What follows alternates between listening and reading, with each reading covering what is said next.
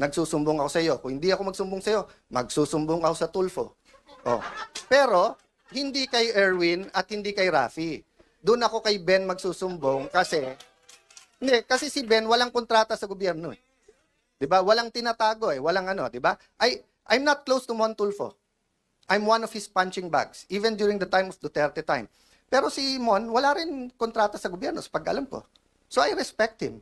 Even if he's not in favor of what I'm doing kahit tinitira niya ako. I also respect Ben, nakikita-kita ko, 'di ba?